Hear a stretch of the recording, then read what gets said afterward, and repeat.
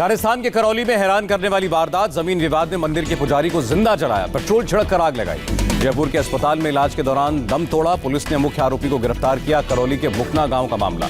पुजारी बाबूलाल की मौत से पहले का वीडियो सामने आया। बाबूलाल ने बयान में आरोपी का नाम लिया, कहा कैलाश मीणा ने जिंदा जलाया। पुजारी को जलाकर मारने वालों के खिलाफ पुलिस ने 6 टीमें गठित की। एसपी ने जल्द सभी आरोपियों को पकड़ने का दावा किया। जयपुर में प्रदर्शन, लोगों का गहलोत सरकार के खिलाफ प्रदर्शन हुआ। आरोपियों को सख्त सजा की मांग, पुलिस वालों के खिलाफ कार्रवाई की मांग। लोगों ने कहा यह कोई पहली घटना नहीं है, थाने के पूरे पुलिस स्टाफ को सस्पेंड किया जाए। पूर्व सीएम वसुंधरा राजे ने गहलोत सरकार पर निशाना लगाया। राजस्थान में कोई भी सुरक्षित नहीं। सतीश पूनिया ने भी गहलोत सरकार को घेरा, कहा कानून व्यवस्था का बुरा हाल, अपराधी मस्त, जनता त्रस्त। केंद्रीय मंत्री अश्विनी चौबे ने करौली कांड की निंदा की, कहा राजस्थान सरकार आरोपियों को गिरफ्तार करके सजा दिलाए। हाथरस में पीड़ित के अंतिम संस्कार का वीडियो सामने आया। परिवार की गैर मौजूदगी में पुलिस वालों ने अंतिम संस्कार किया।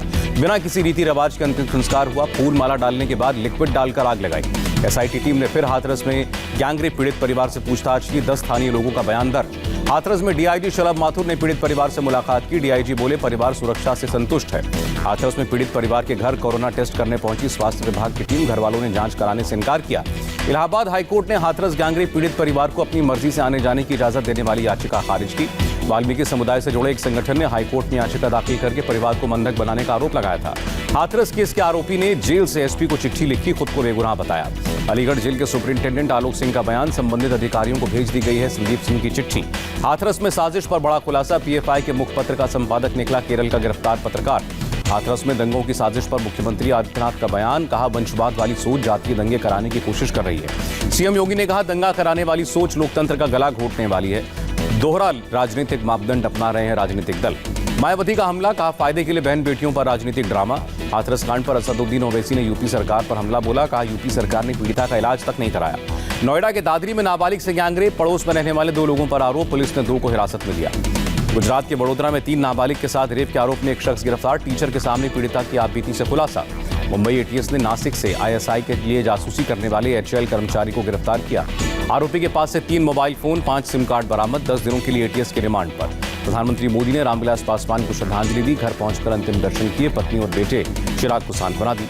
राष्ट्रपति रामनाथ कोविंद ने भी पार्थिव शरीर पर पुष्प चढ़ाए। केंद्रीय मंत्री रविशंकर प्रसाद और गिरिराज सिंह भी श्रद्धांजलि देने पहुंचे। रामविलास पासवान की मृत्यु पर केंद्रीय मंत्री गिरिराज सिंह ने जाहिर की संवेदना, कहा राजनीतिक मतभेद भले हों, उनका कोई दुश्मन नहीं था। बीजेपी के राष्ट्रीय अध्यक्ष जेपी नड्डा ने भी घर जाकर रामविलास पासवान को श्रद्धांजलि दी। राहुल गांधी भी रामविलास पासवान के आवास पर पहुंचे, पासवान के पार्थिव शरीर पर श्रद्धासुमन अर्पित किए। रामविलास पासवान के सम्मान में राष्ट्रीय शोक, राष्ट्रपति भवन और संसद भवन पर तिरंगे को आधा झुकाया गया। पासवान का कल पटना में राजकीय सम्मान के साथ अंतिम संस्कार होगा। पटना में एलजेपी के ऑफिस में फूट फूट कर रोए कार्यकर्ता। केंद्रीय मंत्री पीयूष गोयल को उपभोक्ता मामलों के मंत्रालय का अतिरिक्त प्रभार मिला। रामविलास पासवान के निधन के बाद सौंपी गई जिम्मेदारी। देश में स्वामित्व योजना के तहत मिलेगा जमीन का मालिकाना हक। 11 अक्टूबर को प्रधानमंत्री मोदी 1.32 लाख लोगों को सौंपेंगे पेपर।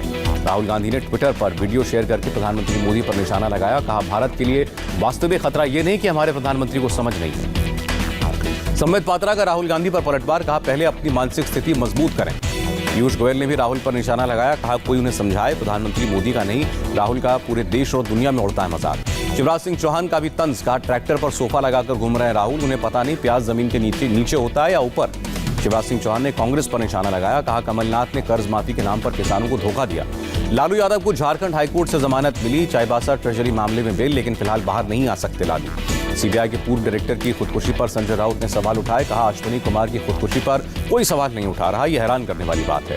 बिहार में एलजेपी ने उम्मीदवारों की पहली लिस्ट जारी की। पहले फेज में 42 सीटों पर उम्मीदवार उतारे। जेडीयू में शामिल हुए रघुवंश प्रसाद सिंह के बेटे सत्य प्रकाश सिंह प्रदेश अध्यक्ष वशिष्ठ नारायण सिंह की मौजूदगी में शामिल हुए। बिहार में एआईएमआईएम और आरएलएसपी समेत 6 दलों ने बनाया नया फ्रंट। उपेंद्र कुशवाहा को घोषित किया सीएम उम्मीदवार। नए मोर्चे का नाम ग्रैंड डेमोक्रेटिक सेक्युलर फ्रंट रखा गया। ओवैसी और उपेंद्र कुशवाहा ने कहा लोगों को नया विकल्प दिया। ओवैसी बोले 15 साल में गठबंधन से गरीब जनता का फायदा नहीं हुआ, गठबंधन से और पिछड़ गया बिहार। कांग्रेस ने मंजू वर्मा की उम्मीदवारी पर आपत्ति जताई। बीजेपी को उम्मीदवारी वापस लेने या जेडीयू का साथ छोड़ने की चुनौती दी। जेडीयू ने मंजू वर्मा का बचाव किया। अजय आलोक ने कहा मंजू वर्मा पर कोई आरोप नहीं, अदालत ने बरी किया। पूर्णिया हत्याकांड पर तेजस्वी यादव का बयान, राजनीतिक साजिश की वजह से झूठे आरोप लगाए गए। तेजस्वी ने सीएम नीतीश पर भी बोला हमला, पूछा क्या नीतीश इतने डर गए हैं कि मुझ पर झूठे आरोप लगाए गए। त्योहारी सीजन से पहले आरबीआई ने दिया आम लोगों को झटका, नहीं मिलेगी ईएमआई पर राहत। आरबीआई गवर्नर बैठक के नतीजों के बारे में जानकारी दी। फिलहाल रेपो रेट 4% और रिवर्स रेपो रेट 3.35% है। शक्तिकांत दास ने कहा, सभी सेक्टर्स में देखने को मिल रही है ग्रोथ। अब कोविड रोकने से ज्यादा फोकस अर्थव्यवस्था के रिवाइवल पर। गवर्नर शक्तिकांत दास ने आर्थिक ग्रोथ पटरी पर लौटने के संकेत दिए। कहा, चौथी तिमाही तक अर्थव्यवस्था में सुधार दिखेगा। शक्तिकांत दास ने कहा, हाल में आए आर्थिक आंकड़ों से अब मिले अच्छे नतीजे ग्लोबल इकोनॉमी में रिकवरी के मजबूत संकेत। जम्मू कश्मीर के उपराज्यपाल ने शोपियां में मारे गए राजौरी के युवकों के परिवार से मुलाकात की। कहा, जवानों की शहादत बेकार नहीं जाएगी। उपराज्यपाल 4 किलोमीटर तक पैदल चल के पहुंचे थे तरकासी गांव। परिवार से मिलकर इंसाफ का भरोसा दिया। दिल्ली में प्रदूषण से निपटने के लिए 15 अक्टूबर से लागू होगा graded response action plan. Delhi, UP, Haryana में डीजल जनरेटर पर बैन लगाने का आदेश। अमृतसर में किसानों ने फिर खेतों में जलाई पराली। सरकार पर मामले में मदद नहीं करने का आरोप लगाया। करोड़ों रुपए की धोखाधड़ी का आरोपी विजय माल्या का प्रत्यर्पण अटका। ब्रिटेन ने कहा, गोपनीय कानूनी मसले के सुलझने तक नहीं हो सकता प्रत्यर्पण। भीमा कोरेगांव मामले में एनआईए ने चार्जशीट दाखिल की। चार्जशीट में गौतम नवलखा, हनी बाबू समेत 8 लोगों के नाम। कृषि कानून के खिलाफ पंजाब में रेल रोको प्रदर्शन जारी। किसानों का लगातार 15वें दिन प्रदर्शन। लुधियाना में कृषि कानून के खिलाफ प्रदर्शन जारी है। हाईवे पर प्रदर्शनकारियों ने मार्च निकाला। केंद्र सरकार से कानून वापस करने की मांग। पंजाब में गुरदासपुर में फतेहगढ़ चूड़ियां की मंडी में आढ़ती और मजदूरों में जमकर हुई मारपीट। गाजियाबाद में मुरादनगर से बीजेपी विधायक अजीत पाल त्यागी के मामा की गोली मारकर हत्या। बिहार के मुजफ्फरपुर में एक पुलिसकर्मी की गोली मारकर हत्या की गई। मनियारी में ड्यूटी पर जाने के दौरान हमलावरों ने गोली मारी। जम्मू कश्मीर के सांबा में एक पाकिस्तानी जासूस गिरफ्तार, पुलिस ने कोर्ट में पेश किया। हैदराबाद में गाड़ी के पहिए में बाल फंसने से गिरी इंजीनियरिंग की छात्रा, हेलमेट पहनने के बावजूद मौत। पुणे में 20 करोड़ की ड्रग्स बरामद, 5 गिरफ्तार। बॉलीवुड कनेक्शन की भी जांच हो रही है। मैंगलोर एयरपोर्ट पर तस्करी का 25 लाख का सोना जब्त, आरोपी को कोर्ट में पेश किया गया। देश में कोरोना केस में गिरावट दर्ज, एक दिन में 70,496 मामले। कोरोना ग्राफ 69 लाख के पार पहुंचा। देश भर में कोरोना से मौत के आंकड़ों में भी आई कमी, एक दिन में 964 मौतें। देश में अब तक 8 करोड़ 46 लाख लोगों का कोरोना जांच हुआ। गुरुवार को 11,68,000 टेस्ट। दिल्ली में कोरोना ग्राफ 3 लाख के ऊपर, एक दिन में 2,726 नए केस, 37 की मौत। आईटीबीपी कोविड सेंटर की नेक पहल, कोरोना संक्रमितों के लिए पेंटिंग कंपटीशन का आयोजन। महाराष्ट्र में एक दिन में 13,395 मामले सामने आए, 358 लोगों की मौत हुई। महाराष्ट्र में एक दिन में 154 पुलिसकर्मी संक्रमित हुए, 2 संक्रमितों ने दम तोड़ा।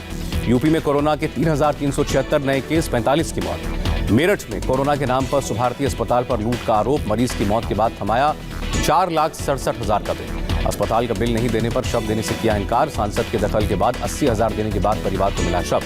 अस्पताल के डिप्टी मेडिकल सुपरिंटेंडेंट की सफाई, कहा परिवार ने प्राइवेट इलाज की कही थी बात। सुभारती अस्पताल की लूट पर डीएम का बयान, कहा जांच के बाद एक्शन जरूर लिया जाएगा। प्राइवेट इलाज में भी नहीं बन सकता इतना बिल। ओडिशा में एक दिन में कोरोना के 2,697 नए पॉजिटिव केस, 3,312 संक्रमितों ने कोरोना को मात दी, 28,000 से ज्यादा एक्टिव केस। कर्नाटक में फिर 10,704 लोग पाए गए पॉजिटिव, एक दिन में 101 लोगों की मौत। तेलंगाना में 24 घंटे में कोरोना के 1,891 नए केस मिले, 7 मरीजों ने दम तोड़ा। पुडुचेरी में नहीं थमा कोरोना का कहर, एक दिन में 371 नए पॉजिटिव केस, 2 संक्रमितों की मौत। पद्मनाभ स्वामी मंदिर को आम लोगों के लिए 15 अक्टूबर तक किया गया बंद। मंदिर के 2 पुजारी समेत कई स्टाफ कोरोना संक्रमित। इंडियन मेडिकल एसोसिएशन ने आयुर्वेद और योग आधारित कोरोना के इलाज पर सवाल उठाए। हाल ही में जारी सरकारी नियमों के वैज्ञानिक आधारों पर सवाल किया। दुनिया भर में कोरोना के मामलों में फिर तेजी, WHO के मुताबिक एक दिन में रिकॉर्ड 3,38,000 केस। वायरल वीडियो में बदली दिल्ली के ढाबे वाले की किस्मत। दिल्ली के मालवीय नगर में 80 साल के बुजुर्ग के ढाबे पर खाने के लिए लगी लंबी कतार। एक दिन पहले ढाबा मालिक की रोते हुए तस्वीर वायरल हुई थी। ग्राहकों के नहीं आने और खर्च पूरा नहीं होने की बेबसी से निकले थे आंसू। एयरफोर्स डे पर जोश में दिखे वायुवीर, अधिकारियों ने पूछा हाउस द जोश, जवाब में जवानों ने कहा हाय सर। अमेरिकी राष्ट्रपति की प्रचार टीम ने अगले 2 प्रेसिडेंशियल डिबेट को 1 हफ्ते आगे बढ़ाने को कहा। 15 और 22 अक्टूबर को होनी है बहस। अमेरिका के न्यूयॉर्क में लोगों का प्रदर्शन, कोरोना को लेकर नई बंदिशों पर जताई नाराजगी। साहित्य के नोबेल पुरस्कार का ऐलान, अमेरिकी कवयित्री लुई ग्लूक को मिला पुरस्कार। फ्रेंच ओपन के फाइनल में पहुंची सोफिया केनिन, पेत्रा क्वितोवा को 6-4, 7-5 से हराया। Big boss film actress Sana Khan ने मजहब की वजह से फिल्म इंडस्ट्री छोड़ने का ऐलान किया, इंसानियत की खिदमत करने की बात कही।